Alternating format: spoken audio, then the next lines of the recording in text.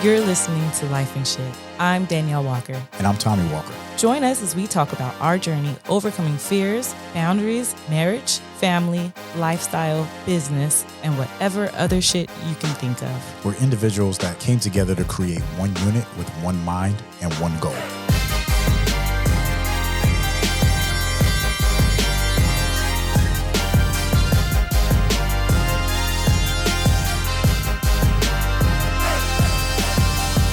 Hello. As I reach over trying to figure out where to put the glass at. new studio issues. Yeah, right. He didn't want the little fancy table like I got. So I can put it right next to me. When you got a new studio, you're still trying to feel your way around it. How you feeling? I'm good. Yeah. How are you? You look good. Well, thank you. You look like $200,000 right now. Well, thank you. That's amazing. Yeah, now I feel like it too. That's super dope. I love you. I feel outstanding. We got a guest in the building today. This is long overdue. Yes. Long overdue. We got Jonas Royster in the building right now, and me and Jonas was on our a conference where we talked, and the first time I actually got an opportunity to hear him speak, and he fucking crushed it. Yeah, it was amazing. So we're gonna dig and we're gonna learn a little bit more about Jonas. We go back, and you always like to say this, when it was before COVID, and I think it was like 2018 or so, 2018, 2019, and we sat down at a dinner, and everybody at the dinner, and Jonas was there, it was us, a couple other friends, and everybody there all was like, all right, and you asked the question, you the one that said, all right, we're, kind of what you kind of manifesting, what's the game plan is, and everybody went around the table, and we all talked about what we was going to do. And one of the things that Jonas announced was, well, I'm going to finish my book. I've been writing it for 3 years, I think you said at the time, and he said, I'm going to finish my book. Yeah. And sure enough, we're going to get into that because I'm excited to hear about the book and what else is going on. Yes, and that mastermind that we did was pretty powerful. All of us getting together with the same goals and actually making it happen, and everybody who put out their manifestations actually manifested. Everybody manifested it. Yep, 1,000%. So Jonas, welcome to the show, brother. Yes. Appreciate you. Thank you for having me. Man, do you like to be called motivational speaker or inspirational speaker? Because there's a difference, right? Great question. I've been so used to calling myself motivational speaker. All right. However, though, I like the term inspirational, right? To inspire somebody to do something, because motivation dies out. Exactly. Right? That's true. Inspiration goes within. So inspirational, motivational speaker, author, and father, friend, all of the things, right? And of course, our show is about life and shit, right? So, with no easy journey too. From San Diego, grew up in mostly in the southeast part of San Diego. So, love to hear your story as we talk about the podcast. But I got a question for you. All right, what's the question? Shoot. Who do you have in your life that you could call at 3 o'clock in the morning? 3 a.m. 3 a.m. It's gonna be my sister. Which one? Serena, the oldest of my little sisters. The oldest of the little sisters? I know I could always depend on her, and she's going to answer the phone. If I call at 3 o'clock in the morning, she knows it's something. You sound like you've had to call at 3 o'clock in the morning before. You don't have to answer that question, but I'm just saying. No judgment, right? I feel like we've had to call each other at that time before. Him send out a SOS, you know what I mean? Like, come get me. Oh, that's dope. That's dope. What honestly, about you? I couldn't pick one person. Like I started, for me, I was like, it depends on the situation. It depends on where I'm at, because if you're not there, right, then I will call you first. Right. But hopefully you're there with me. Hopefully. Dealing with my shit, whatever it is that I would have to call somebody at 3 o'clock in the morning. Jonas, what do you say? Who would you call? Oh, man. It's a trip. I don't even be up at that late no more. You know what I'm saying? I go to bed at 9. So let's just say back in the day, right? Now I would call my wife. But back then when I was in that shit, it would be my partner, man. It would be one of my homeboys, Jay. I think we both know Jay. That was my go-to. That was my go-to. That is too funny. Oh, that's funny. So when we ask a question like that, because today's topic is about networking, right? And in networking, you build relationships, and the twist that we have on networking is it's really about building deep relationships, right? Yeah, long-lasting friendships. Yeah. So I'm gonna let you dig into Jonas's personal life before we get into. Yeah. So I know that everyone is dying to know if there's a lucky lady in your life, or if you're single and ready to mingle. No, I'm taken, right? I'm happily married. It is going on August 30th will be 9 years. 9 years. 9 years married. Thank you. Yeah. That's so huge. yeah, it's heck yeah, it's huge. Shoot, if you want me to be honest, yeah, it is very huge.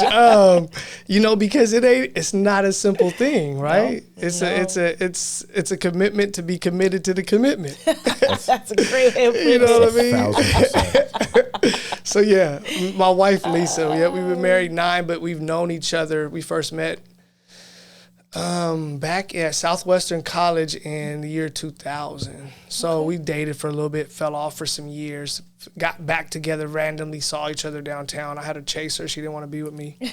You know what I mean? Then we started dating again, and then, had kids and got married. How many kids do you guys have? 2. Got a, 2? Yep, little Jonas, he's 12. Aw. He'll be 13 in January. And our daughter, Layla, she is 5. She'll be 6 on 11-1, 111. Aw. Yeah. Sweet. Okay. And what do you do? What's your occupation? So look, my W-2, I'm a program manager, right? Okay. I'm a program manager and program facilitator. I work with Paving Great Futures. However, what my passion, my heart, what I do is I speak, I write, I'm an author, I coach. And so those are the things that I do, that comes from within. Yeah, I like that. And what do you do for recreation? It sounds like coaching and... Recreation, let's say... I like to golf. I like to do extreme things. Bungee jump, skydive, skydive, bungee jump, zip line, hiking, taking pictures, just getting in nature, somewhere I could slow down or get some adrenaline real quick. Because in life, every day I'm moving. I need my own little time to either escape and get close to nature or get my adrenaline rush. Now that I don't do drugs or alcohol, I need something that's going to get me that spark. Oh, okay. And the last thing, well, I think is remarkable. I think I have to speak on that, not doing drugs or alcohol. That's remarkable. In this life, in this world, there's not a lot of people that are like that. So my hat off to you for that. Thank you. And then the last thing, what are your dreams? My dream is to be a better father. My dream is to be a better husband, a better son, a better brother, and be a better role model for others, especially those that lived a life similar to mine. It's okay to be a square. That's Facts. my dream. That show those that especially if you're 30 and above, it's okay to live your life the way you want to live your life, and just be inspiration for those that people deem hopeless. You know what I mean? So yeah, that's my dream. I like that. That's a dope dream. So. And let's talk. You said you're a writer, so let's talk about, before we get into it. You wrote a book. What's the name of the book? The book is called Bangin': The Making of a YG. And you won an award for best black was it African American or black fiction? Yeah, I won a couple awards. So that one you're talking about is best African American fiction. Okay. Yep, nice. I won that award. I won the big one though that really messed me up, because I would say it right. I would go into my affirmations, right, and it was, I'm the best motivational speaker and author of my kind, my era, and of my genre, right. And so the next one I won was for the Los Angeles Book Festival, right, and I won best young adult fiction. Right, and I won the top book out of the whole thing. Like, I got top honors. That fucked me up. I'm about to say, because you went from like, I just got to get the book done. Right. And once you got it done, you're like, all right, boom. Now, and I'm sure, like everything else, and it wasn't like you was looking for these awards. Yeah, it's like you don't do it for the reward. No. It's just they came with it.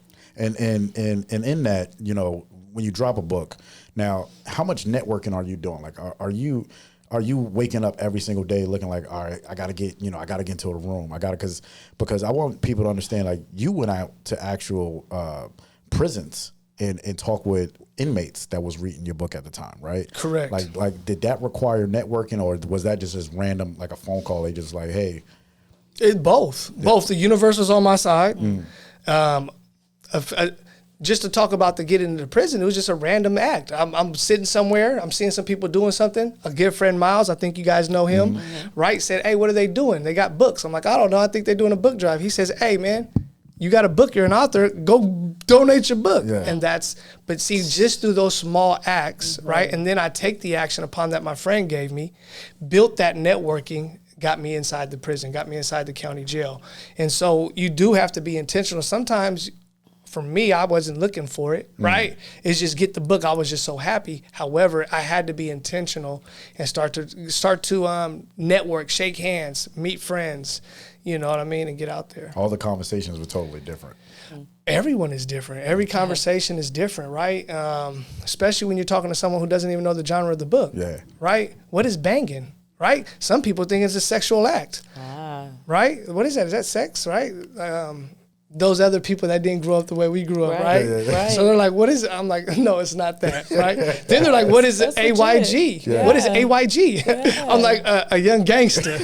They're like, oh, and then they'll turn away, you know what I mean? So, you know, I had to realize soon that my book, my taste, my flavor, my story is not for everybody. And I have to be okay with that and not take that personal. However, it did sting at times. You know, I also learned, like, maybe I don't go to those rooms. Maybe I don't put my energy where, you know, it's not going to be received. Yeah, 1,000%. And when and talking about networking too and being in those rooms, like, I know for me, when I was networking, when I sold real estate, I did a lot of networking. It was like I had to go to all these different, you know, and when real estate, you never know who your client is until, you know, you build this kind of repertoire of clients, and it's like, all right, and then they start referring you. So in the beginning, you just throwing spaghetti on the wall and trying to figure out what sticks. So I'm going to all kind of networking events. And then now Daneyel at the time, you know, she's an MRI technologist. She has no need to go to a networking event. I was like, just when I first got into yoga, and so I was just yogied out, like, She was just coming floating all zen, and I'm all like with 1,000 business cards in my pocket, like. They were so intense. Everybody was intense. Yeah, I was like, oh, what is that? And I'd come back and be like, oh, I met this friend. And he's like, well, did you tell him about real estate? I'm like, wait, what? Like, that's not what I do. He's like, you're supposed to be networking with me. You're my wingman. And to that point, it was because I felt uncomfortable, right, in the room. It was like I'm in a room. I don't know anybody. You know, if I don't want to say the wrong thing. I don't want to rub nobody the wrong way. I don't want to miss out on the words. Like, I don't have the words to say. So then I realized, like, all right, to your point, like, well, let me go into a room where I am comfortable. Let me start building that network out and getting away from these events where it was cliquish. Like, have you ran into some point where you like, damn, everybody here talking to everybody else except for me? Yes, You I've been walk there. up and then they're kind of like, Like, who's this? to say two words to you, and then they get back to talking to the other person. It was good, nice talking to you. Oh, nice to meet you. Okay, and Like, I will never buy your book. Now, it's like, damn, son. That's true. It's like a lack of confidence. I mean, I know, especially going into the different networking circles that we used to go into, and I would go in and have no idea what we were going in for, and everyone there would be like, oh, like, well, so what do you do? And I'm like, oh, MRI technologist. They'd be like, oh, okay, like, why are you here? Do you have cards? Do you have this? Do you have that? Like, no, I don't have any. You know, I just want to talk to you. So then that's when I started to learn different ways, like learning people and not really like what they. So then you could just have a really good conversation, and that's what networking started to become. And for me, when I took the fear of rejection out because I wasn't selling anything, then networking became a lot easier to do. So I'm glad you said that, because that's the one thing. Growing up in the streets the way we grew up, you know, when you go and you, like to what Jonas was saying, when you try to become square, rejection is the last thing that you could like I could go against everything and be okay. But then when you get rejected, like, especially growing up in the streets, it's weird, because growing up in the streets, rejection seemed like the hardest thing for us to deal with. Right? Yeah. So, and especially when you felt like you're hard, like I'm hard. and then somebody tells me no, it's like, whoa, that just shattered my entire world tonight. How did you deal with, like, and tell a little bit of your background so people understand when I say, you know, the way we grew up, and how you grow up the way we grew up, and then walk into these rooms and then just being your authentic self and saying, this is what I got to offer. This is who I am. And people just got behind you on that. Yeah. To talk, sorry, I just saw 444. Hey, I like numbers. Sorry. No, just growing up the way we grew up, gang banging for me, right? You know, I mean, growing up in San Diego, I was a gang member, and I gave 120% to that, right? And gave my all, my loyalty, my commitment, my integrity, and my discipline. And although I normalized death and imprisonment, like you said, the fear of rejection would eat me up. It still eats me up. I'm not even gonna sit here and lie to you, right? To do certain things, I still feel it. However, I leverage some of the things I've done in the past to attempt to get forward and through that, right? Like, come on, being shot at, that's, you know what I'm saying? Like, okay, have I done that? I went to prison. A normal square doesn't like to go to prison. They think that's scary. But me, I'm like, okay, we've done that. Let me leverage that into these networking environments. But it builds a different, you got to build a different muscle. That's all it is, right? And right now in this, I'm going to say, being in my square box, or not in a square box, but being a square, right? Living this different life, right? Living Jonas and not so cold. Because I think when y'all met me years back, who was I? I was cold. Yeah, you probably even, you know what I mean? Now, not too many people. I'm having a hard time saying Jonas. I'm not even gonna lie. Right? I don't know if I've ever. I don't think none of us, you know, and so that was the motive, right? And so it's just a repetitive habit of getting in there, being okay to say, hi, how are you? And then being your authentic self, right? And then be okay with my past. Because if I keep running from the past, I'm never going to get to the future. You know what I mean? So for me, what works best is I meet somebody, I be meeting the sheriff or things like that sometimes with these different, hey, yeah, you know, I went to jail for conspiracy to commit murder, and I used to do coke. I tell them the whole thing up front. Let's get it out the way before you go check my background. Yeah. And then that helps me be, settle into now, shake hands and meet friends. That like truly that. Authentic self right there. Yeah. It's like, let me put it all on the table, and if you still fuck with me, you do. And if not, then we move on, right? Exactly. But you know who I am. And now you can't be taught that. Like, and that's one thing about, so, you know, when you're authentic like that, you come to me and you say that, I'm able to go deep with you. I'm like, oh shit, all right, now we're gonna open up. Like, we're part of a mastermind group where it's like the whole premises of it is to go deep. It's not about giving out business cards and sounding real salesy, or someone trying to, you know, pitch a book or trying to pitch their business to us. It's like, nah, I used to do this, that, and that, and this is who I am. What's up? And it's like, well, shit. I used to do, you know, same thing. I sold drugs, went to jail, stole cars, did. What's up? Yeah. Now we're mingling and deeper outside of what we came to this event for, and now we could build our relationship. And now you might be that phone call I could call at 3:00 in the morning, and I just met you yesterday. Right. I found that my relationships and networking events have been way more deeper and way more on purpose. You know, versus, you know, me trying to sell or you know, going to a room looking to come away with, oh, I want to have 50 business cards because, you know, I'm gonna sell this house, or I'm gonna sell whatever it is. No, I just want to build more relationships. Yeah, that's it. I found that way more valuable. And I feel like there's always, you get access to like these hidden type of interactions that you never would have, like, they're having a party, you know, on a boat. Like, if I would have never talked to this person, then I would never know. Now we're over here partying over here, you know, and then you get to meet other people and get connected in different ways. So if you would have never said anything to that person, then you would have never had access to those different things. That's real talk. Since you've opened up your world, how has the access changed for you? Like what like especially growing up, like the way we grew, I always say the way we grew up, there's certain rooms that we just wasn't privy to. And now you're giving your kids that opportunity to, you're opening these doors for your kids to walk into these rooms, and they don't have the same lifestyle that you grew up with. Right. That was deep. You know, it feels good to be able to do that, right? And it really just comes from, like you said, just me being authentic. You know what I mean? And I'm grateful to be in these rooms. It's scary at times. I'm gonna be honest, especially when you look the way you look and be the person, and you're probably the only person like this in the room.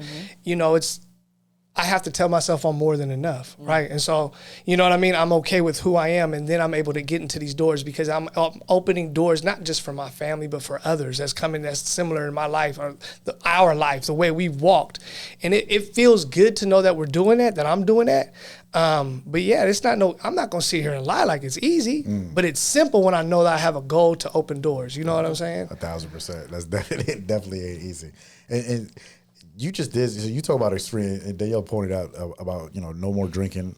How long have you been sober? August 13th will be 5 years. 5 years. Mm. 5 years. And now you do crazy shit like you said. So you just jumped out. You bungee jumped. I seen the video. I ain't know. I was like, where? Like it looked like he was on the top of a radio tower or something. I was like, where is he? Like this is not San Diego. Where were you when you bungee jumped? Yeah, I was in Holland, man, in the Netherlands, right? Netherlands. Yeah, so I was about maybe 30 minutes outside of Amsterdam at this beach. I'm about to mess the name up. It was like Schnevenhaven or something. I don't know. Right? Sorry for all those listening from out there. I respected the pier. It was dope. I just couldn't get the name right. But I was like, it seemed like a radio tower. It almost looked like the Capitol one. What's it? The Capitol built. What's that? The Capitol Records building. Up in Hollywood. Up in Hollywood. It's similar to that. So if y'all know what that looks like, that's what that building looked like. And I was in like a cage, and like a shark cage and go underwater, but it went up on a crane, and then I fell backwards. So I thought dude was gonna have to push you because you look like you didn't want to just let go. I was like, if this dude puts his hand in his chest, that means he was really scared. Oh, man. Almost to like when you was jumping out the plane. Like I felt like I was like, so Daneyel was the last one to jump. We went skydiving. She was the last one to have to jump. I was the first one on the plane. I didn't think that I would be the last one out. It's like, oh, I'm the first one on, and then everybody trip because you're way up there, and then you just see someone in the air, and then whew, they're gone. I was like, oh shit, and then slowly everyone just disappeared into the air, like they were getting flicked out there, and it was my turn, and I was like, okay, like I don't know if I want to go. Hold it on. And then the guy did okay, like step back, and then he just, I was like, ah. And now I'm already on the ground. I'm all looking up like, where the hell is she? And I was like, this motherfucker gonna come down with the plane. I said, she ain't even jumping. They made me jump. Otherwise I would. That's why it took me so long to come down. And it was 3 of us that jumped together. Yep. You went bungee jumping with your niece. Oh, that's cool. Yes. How old is she? She's in her early 30s. Okay, all right. And you guys both go up at the same time? No, or it's like separate. One and see, that's separate. like by but look, yourself. check this out though. Right as we're going, right, me and her next, you could tandem bungee jump, and this guy and his girlfriend goes. He jumps off. He's so excited. He's yelling. He comes down. Ah! He goes back up. Yeah, because you go yep. Up and down. And now as they're coming down, I'm talking to her. I'm like, I'm scared. I don't know if we'll do this. And then his girlfriend is tapping him like, wake up. Oh my God, wake up. He's not moving. His face is starting to turn a little blue, saying because you're hanging upside down, he's lifeless.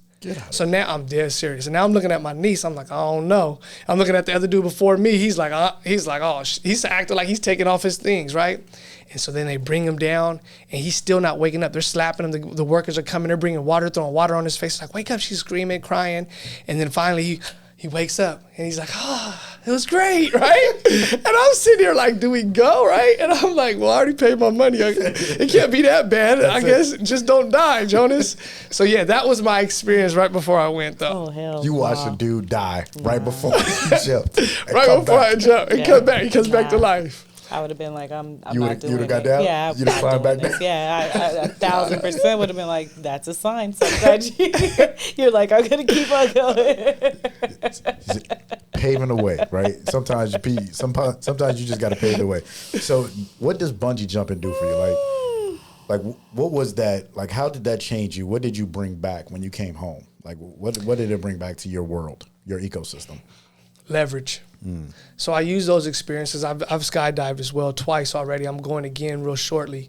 I use those as leverage points to get into those rooms, to do these new things. Because I tell myself now that I'm no longer getting shot at or going to prison, right? I'm like, well, if I've done this, then it's not that bad to shake someone's hand and say, hey, my name is Jonas. How are you? What's your name? You know what I mean? Because I'm going to be honest, before this transformation of my life, that was scary to me, to shake a new person's hand and say, hey, how you doing? My name is Whoop-de-Whoop, whatever my name was at the time.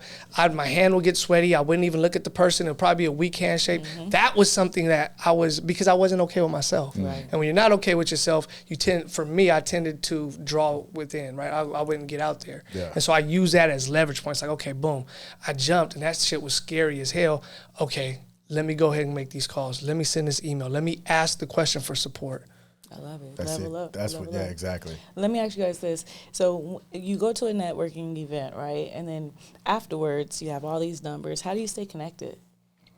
So me, I have a 24-hour window, and sometimes I would do, like, if depending on what time of the day it was. So if it was an evening networking event, then 24 hours, I'm gonna connect with them. Hey, it was great meeting you. You know, let's do a one-on-one coffee sometime. Text message or a phone call. Text message or I remember email. before when you were in real estate, you do the video. Yeah. And that was pretty cool. Yeah, or that was yeah, authentic. I would do it. Yeah, I would do a video to stay top of mind. Like, hey, this is Tommy Walker from last night. Great meeting you. Let's set up a one-on-one. Yeah. And that's usually for me back then. It was like, all right, how do we get to the one-on-one so that we can go deeper? And you have a good memory too, so I think that always serves you so good. they say. Yeah. I mean, he always remembers everybody's shit, and I'd be like, "How did you remember all that?" I'd be like, "What was their name again, babe?" And he was like, "What? Your grandma? She was from Connecticut," and I'm like, "What? Like, how do you remember that stuff?" You know what? So to your point, I mean, but that's what good networking is really about, right? Is where you actually have a conversation and then you find interest in that person. Yeah. And it's like, okay, I'm gonna remember this, and this, and that about that person because that was pretty interesting. And then we reflect on that. What about you? I have a similar goal, but I just don't execute as well as you, right? And so that's something I know I need to work on, right? Is I tell myself I'm gonna reach out, and mine is not 24 because there's moments of that fear, right? I'll give myself like 3-4 days. You know what I'm saying? Like I'll reach out. However, sometimes I don't execute on it. So now listening to you, right? Game always recognized game. I'm gonna use that. You know, but yeah, it would be a text or a phone call. When I get real nervous, I make a phone call. So I'm like, you know what? Forget it. I could talk better. If I start looking at my text too long, it don't sound right. I'm trying to edit something, and so then I should say, all right. That's interesting. Yeah, I could call better. Because everybody, like nowadays, text. people rather text. But you're like, nah. No, I'd let me rather- talk to you. Yeah. You can feel this energy. You know what I'm saying? That's real. That's real. That's yeah. authentic. Yep. That's impressive. Yeah. Because you're like, I can win you over if I'm talking, and especially I can win you over if I'm looking at you. Right. And that's how I feel. Like, let me get in the room with the person. That's good. What about you?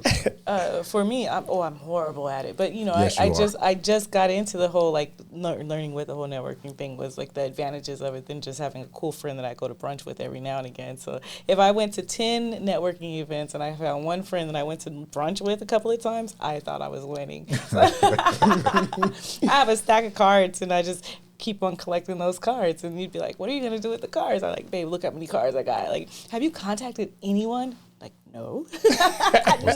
Not a one. And it's funny too because from some of those networking events, people will reach out to me and say, "Hey, you were at this event like a couple of years ago, and I had come across your card," and it would be like the mental bar card, and I was like, "What?" Like, well, now it's a cafe, but that's cool because those people actually did what it was supposed to do. But now I reach out.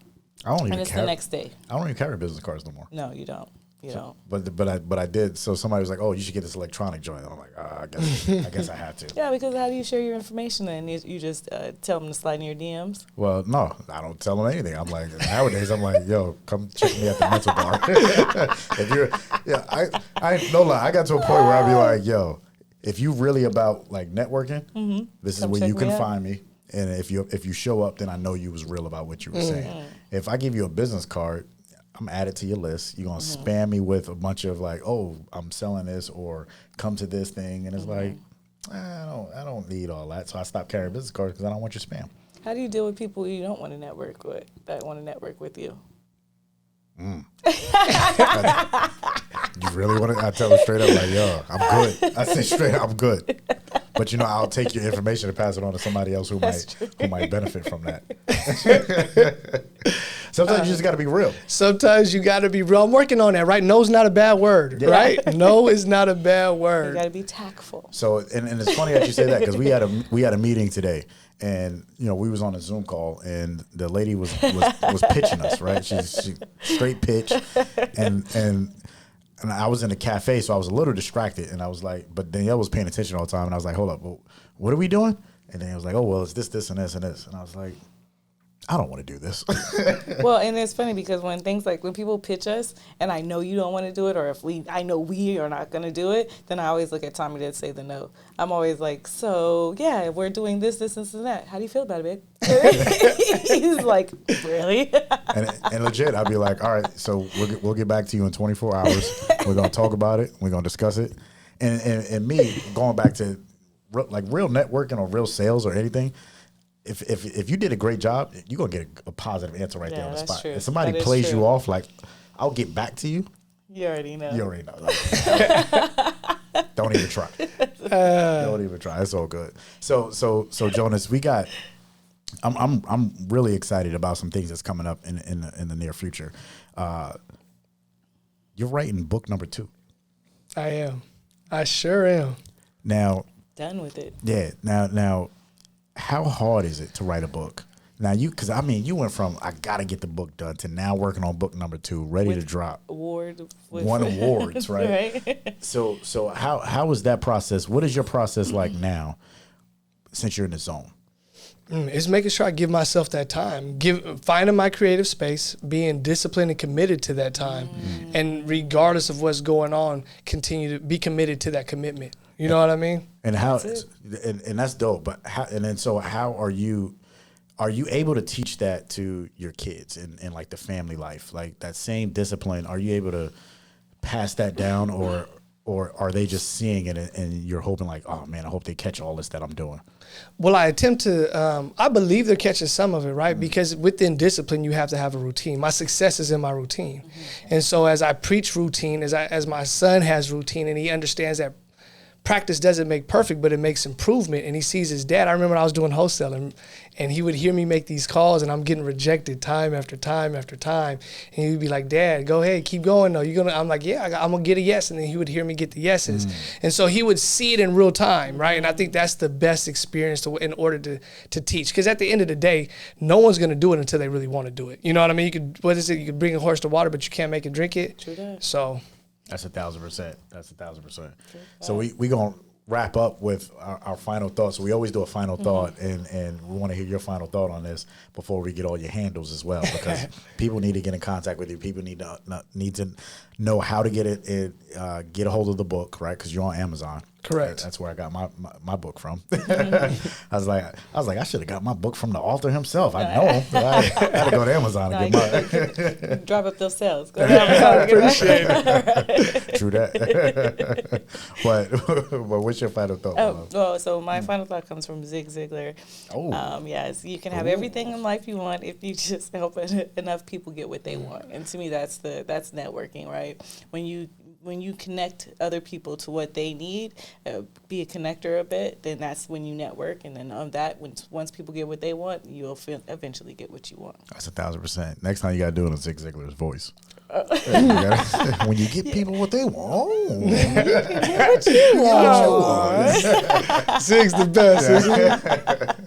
Yeah, Maya Angelou, I love what she said about, people will never remember what you say, but they will always remember how you made them feel. And in every networking opportunity, like all of my successful networking opportunities was the energy that we exchanged from, either me, really adding value or taking away something from you and vice versa.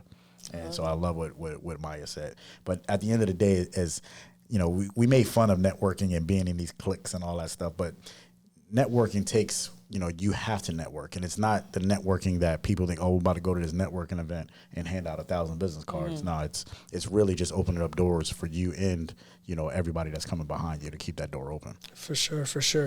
My final thought when it especially comes to networking is let your character be your business card, because that's going to carry you a lot further. You might be the shy person, but if you have good character, good personality, that next person might just share it, right? And that could be your business card. That's worked for me well. I love that. That's it. See, I love when we have a co-host. Like our co-host got to drop some real gold nuggets on us. That's dope.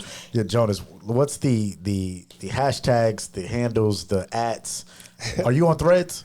I am on Threads. Yeah. We got to talk about that. Yes. Like we just got on there. Yeah. It almost feel like you have to get on there, right? If you're on Instagram, you got to do it. See what it do. Yeah. So Jonas Royster on Threads. It's Jonas Royster almost everything. Jonas Royster Threads, Jonas Royster at IG, Jonas Royster on Facebook, www.jonasroyster.com, right? And TikTok, I'm on TikTok too, man, but that's at Hood Proverbs with a Z. Okay. Hood Proverbs with a Z. And anything Jonas, man, I'm the brother they don't talk about. That's what I'm talking about. Jonas, really appreciate it. Our hearts go out to you and Pleasure. everything that you're doing, the family, we love you. Thanks for joining us on Life and Shit. It's life and shit. Appreciate you. Do us a favor. If you enjoyed this episode, please subscribe. Leave a review. Let us know what your thoughts are. That's the only way that this show is going to be successful. And we appreciate you. Talk with you next time.